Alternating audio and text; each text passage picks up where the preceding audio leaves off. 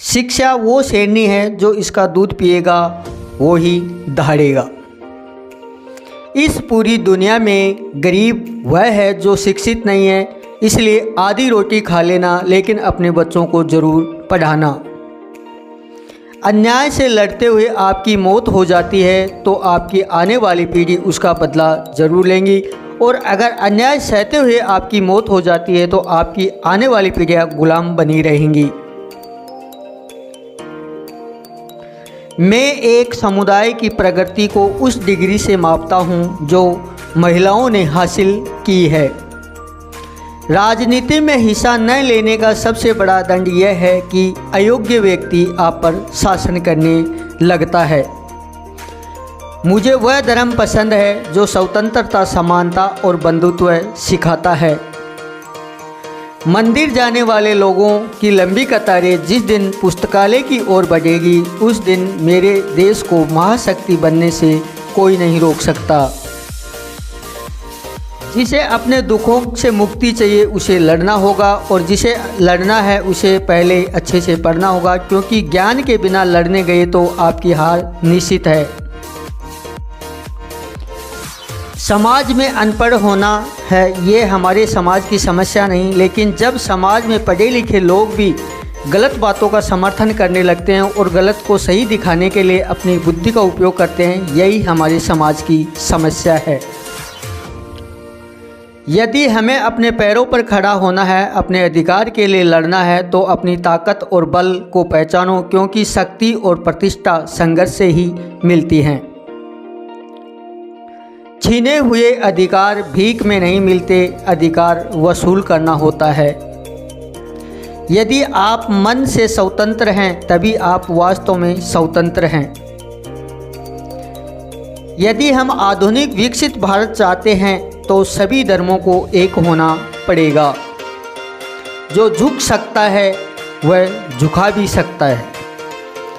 धर्म मनुष्य के लिए बना है, न कि मनुष्य धर्म के लिए। मैं राजनीतिक सुख भोगने नहीं बल्कि नीचे दबे हुए अपने भाइयों को अधिकार दिलाने आया हूँ। आप स्वाद को बदल सकते हो परंतु जहर को अमृत में नहीं किया जा सकता। हम आदि से अंत तक भारतीय हैं।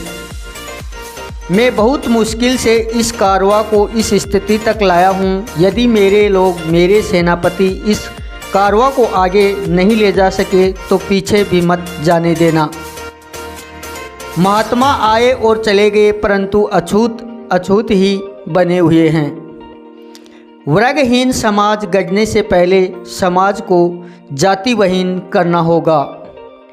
वे इतिहास नहीं बना सकते तो इतिहास को भूल जाते हैं।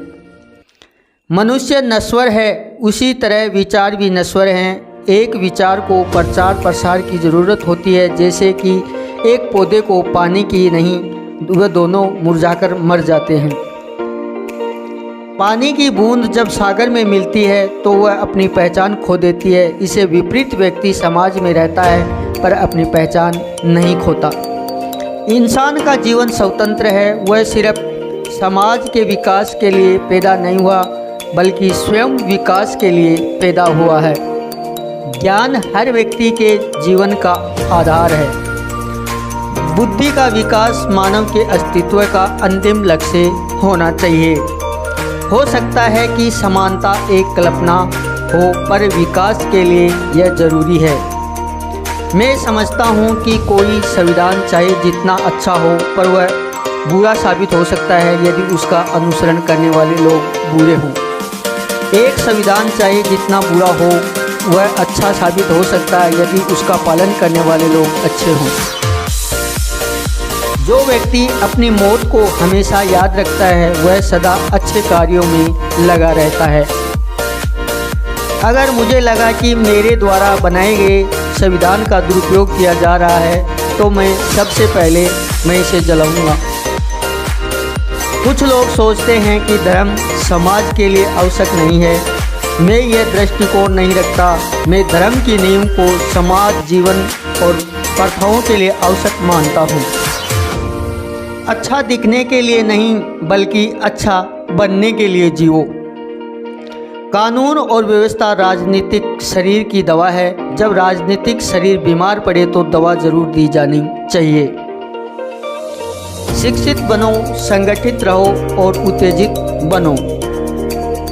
एक महान आदमी एक प्रतिष्ठित आदमी से इस तरह से अलग होता है कि वह समाज का नौकर बनने को तैयार रहता है। राष्ट्रवाद तभी औचित्य ग्रहण कर सकता है जब लोगों के बीच जाति, नस्ल या रंग का अंतर भूलकर उसे सामाजिक भाईचारे को सर्वोच्च स्थान दिया जाए। जो व्यक्ति अपना इतिहास नहीं जानते वह कौम कभी अपना इतिहास नहीं बना सकती। मानव प्रयासों को छोड़कर इस दुनिया में कुछ भी बहुमूल्य नहीं है। एक सफल क्रांति के लिए यह आवश्यक नहीं है कि असंतोष हो। जो आवश्यक है वह है न्याय, आवश्यकता, राजनीतिक और सामाजिक अधिकारों को महत्व को गहन विश्वास। हमें जो स्वतंत्रता मिली है उसके लिए हम क्या कर रहे हैं? यह स्वतंत्रता हमें अपनी सामाजिक व्यवस्था को सुधारने के लिए मिली है। जो असमानता, भेदभाव, भय, अन्य चीज़ों से भरी हुई है वो हमारे मौलिक अधिकारों के साथ संघर्ष करती है।